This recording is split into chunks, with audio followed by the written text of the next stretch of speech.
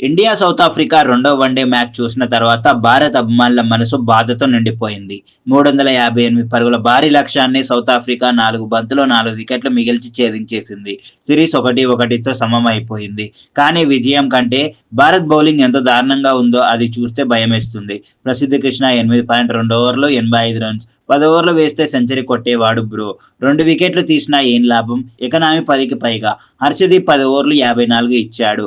అది కూడా బాగానే అనిపించింది ఈరోజు. మిగతా బౌలర్లు కూడా ధారాళంగా రన్స్ ఇస్తూ పోయారు. బుమ్రా, సిరాజ్‌లకు రెస్ట్ ఇచ్చారు. సరే, కానీ వీళ్ళు లేకపోతే టీమిండియా బౌలింగ్ ఇంత బూటకమా? దేశంలో రంజీ, ఐపీఎల్, సయ్యద్ ముస్తాక్ అలీ ఎన్ని టోర్నీలు జరుగుతున్నాయి. అందులో ఒక్కడైనా నిలకడగా రాణిస్తున్న పేసర్ కనిపించడం లేదు. ప్రసిద్ధ్ కృష్ణ కంటే బెటర్ బౌలర్ లేరా అని ప్రశ్న బీసీసీఐ సెలెక్టర్లకు వెళ్తుంది. బుమ్రా తర్వాత ఎవరు అనే ప్రశ్నకు సమాధానం లేదు.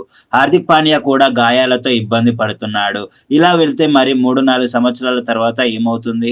ఐపీఎల్‌లో కూడా భారత్ పేసర్లు రాణిస్తే అది బుమ్రా, హర్షదీప్, సిరాజ్ మాత్రమే. కొత్త వాళ్ళు రావడం లేదు. ఎన్సీఏ స్టేట్ అసోసియేషన్ అందరూ ఈ విషయంలో పూర్తిగా విఫలమయ్యారు.